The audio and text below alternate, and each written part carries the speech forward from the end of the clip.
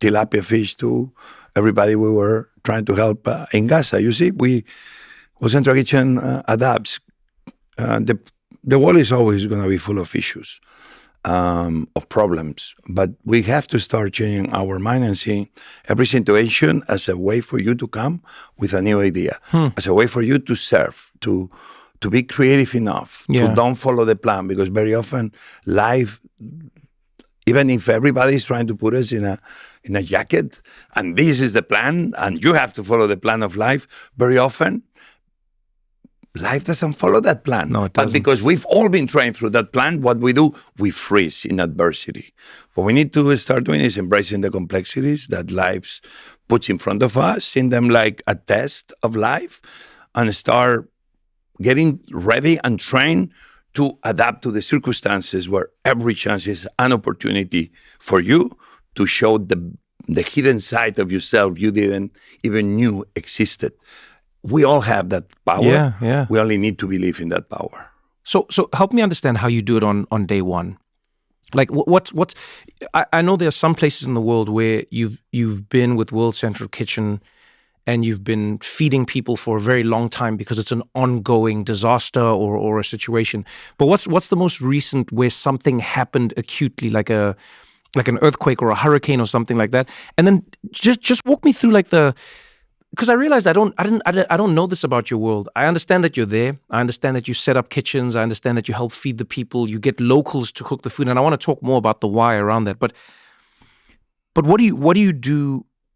Like from the very first moment that a disaster strikes. So what was the most recent one that you had to jump into? Well, Jamaica was the latest one. Yes, yeah. The hurricane hit the western part of the island, the area that probably everybody knows, away from Kingston, the capital, which is Montego Bay and Negril, Bluefields. And it's a part I kind of knew well because a couple of times I went on vacation, invited by friends in the southern part of Jamaica, Bluefields. When that happens, it's kind of I was thinking to escape that hurricane because very much I've been in every single hurricane, category 3 or above in the last 15 years. And it's like, okay, I'm going to take a vacation on this one, which is great news because it means we have great teams that know what to do. Yeah. But kind of my daughter Inez was like, I think I'm going to go. So this time I didn't go on my own. I kind of was following my daughter. That's amazing. Which, by the way, she stayed there over a month. So I landed and I joined the teams. By the time I landed in Kingston, we were already feeding even without having boots on the ground because this is the wonderful thing of chefs and restaurants that you are only a phone call away from knowing somebody that knows every chef and every restaurant anywhere in the planet. Yeah, but this is what I don't understand. Like, help me out. You see, you said we were already feeding people, but this is what I don't get. We're watching the news, most of us. We see this terrible news that a hurricane has struck Jamaica. We see that it's ravaging the country. It's destroying, infrastructure. And then the number one thing that starts to happen is people don't have meals. People don't have food, right? You said by the time you land there, your organization's already feeding the people. Yeah, but at the smallest scale, no, it's but the still, beginning. No, but I'm still trying to understand. I know they're already doing hundreds, few thousands of meals, 24 hours after. Okay, but explain that process to me. I really want to understand on like a logistical level. Where does it even begin? Like, where does the food come from? Who cooks the food? How does the food get to the people? In total destruction, obviously, is never total destruction. Yeah, okay. It's something that may be functioning. And we always, and now as more and more that people know, World Central Kitchen, sometimes even it'll be a restaurant that all of a sudden has the sign of World Central Kitchen, but they are not even part of us. Oh, and that becomes your kind HQ. of almost there. But this happens in very beautiful ways. Yeah. It's like, oh my God, Jose, we're already there.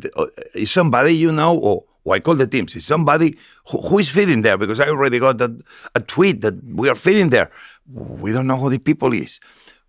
That's the beauty of it. That's amazing. Means everybody has a call to action. They don't need to do it with us. They can do it on their own. But it's somehow World Central Kitchen is becoming this this very unique thing, like It's yeah, becoming like an the idea. It's becoming an idea. like the Batman call. It's Yeah, an yeah, yeah. idea that takes Yeah, it's over an very idea quickly. now. But Yeah. obviously, we are already near, and we start moving in. We start moving in. In the case of Jamaica, the roads were very complicated. The traffic pattern makes everything very complicated.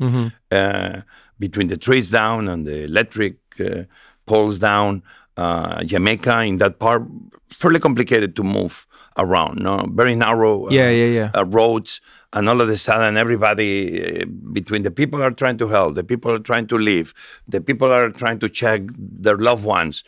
It's chaos, and if you have to be doing anything from supporting hospitals to food to water, complicates the whole thing, and especially as you began increasing the number of meals. 1,000, 5,000, 20,000, 100,000. So we need helicopters. Why? Because with the helicopters in a very mountainous kind of area Right. of Jamaica, we're able to land in the middle of somewhere, and from that helicopter, already with locals that we find, or cars of ours that they are sent 6 hours before, waiting for the helicopter. Yeah. You know, if we were waiting all day for the food to be ready, then it takes forever to get to the people. We can go in the middle of the night where is not so much traffic. We are already waiting in place. The cooks already have time to start early in the morning preparing the tens of thousands of meals. They fill up the helicopters. We already know where the helipads are. The cars are waiting there. The helicopter lands. We fill up the cars. We start going into the communities. For first time, is what we call first contact. But there we start meeting the local leaders. There can be a pastor, can be somebody that becomes the unlikely leader of his community. Yeah, yeah, yeah. And all of a sudden, with this first contact, we tell them, and tomorrow we'll come back. We already get an idea of what are the needs. And sometimes the helicopter takes a medical evacuation because we go back empty. Why not to use it to move people to So that you don't have an to empty safety? leg going one way. Okay. And this begins happening hundreds of times a day. Before you know, we understand the real need. We are able to increase the number of meals Yeah. accordingly, and we will use every possibility and resource. In Kingston, we were buying from every bakery that was making the Jamaican patties. Oh yeah, the little patties. The yeah. patties, who are like the best, became the best way to start delivering food quick and fast. Yeah. Then we began moving. We saw which one are the restaurants closer to Ground Zero. The Your Chicken place, the other place that they specialize in this special rice. Okay, how many can you do? 5,000. Okay, when we see that they do 5,000, well, hey, can you increase to 10,000? And we do the same with many other restaurants. We will open our own kitchens because we like to have also wall-central kitchen. Yeah. Give us a lot of power to be able to deliver food 24/7. Right. But between the local partners, the local restaurants, that is great because we began channeling money through the local economy, buying locally, not trying to bring food from overseas. But even if the food comes from overseas, because Jamaica imports food, but also they have a lot of farms, we make sure that also the guys that do all the know-how of importing, distribution, we began ordering from them because we are telling them, I know the country seems is stopping, but actually we don't need you to stop. We need you to keep doing what you do. With this helping us put in place all the systems of distribution so things will look like normal, quicker and faster. So in a way, what we are, not only people that cook, but people that we began the redistribution, the logistics of making sure that things go back to normal faster and quicker. This is the way that through one plate of food, we kind of ignite this kind of willingness of everybody to say, oh man, we're going to put this country up and running quicker than anybody. And then everybody joins in our very simple mission, which is food to everybody as quick as we can. In the process, something magic happens. We began helping the fishermen. We buy them boats, we buy them nets, we buy them whatever they lost. Right. The fishermen, before you know, they are fishing quicker and faster than if we didn't help them. Right. All of a sudden, we are buying fish from them. All of a sudden, we are putting that very poor fishing village already up and running in the middle of the emergency. This is very much what World Central Kitchen does.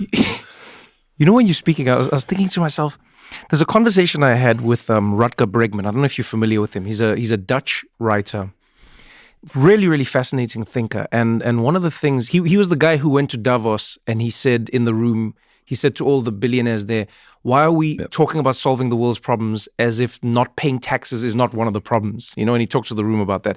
And the conversation we had, and it's an organization that he started now, is he said one of the biggest issues we have in the world is you have some of the greatest thinkers who are being sucked into industries that are really meaningless. You know, he said you've got great thinkers and they come out of the best schools, but all they do is go into a world where it's like it's about making money but not making an impact. And while you were speaking now, I've never noticed this about you, and I've known you for a long time, my friend. I really have. I was like, this man is a general. It's just, thank God you didn't